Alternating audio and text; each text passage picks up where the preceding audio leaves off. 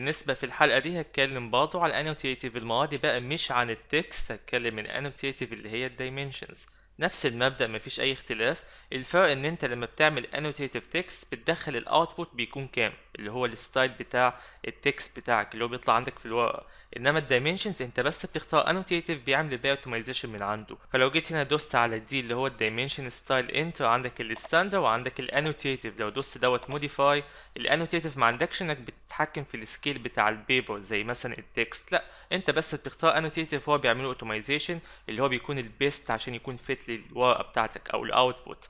تيجي هنا عند اليونت بتتاكد انت عايز ايه بالظبط، دوس اوكي بالشكل دوت. خلي ده اللي هو الكاونت او الاساسي دلوقتي، ده الاكتيفيت. دوس كلوز بالشكل دوت. لو جيت دلوقتي عند الدايمنشنز انا في الانوتيتيف وجيت عند اللاين دوت كليك مثلا بالطريقه دي، انا هنا 41.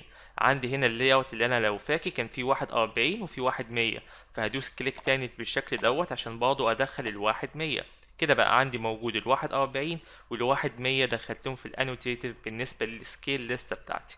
هاجي دلوقتي عند اللاي اوت، هتاخد بالك ان هنا الدايمنشنز وهنا الدايمنشنز زي بعض بالظبط مع اختلاف السكيل، لان انا دخلتهم عن طريق الانوتيتيف، وبعد ما اخترت الانوتيتيف دخلت الاتنين سكيل من هنا وعامل اكتيفيت للايكون دي والايكون دي.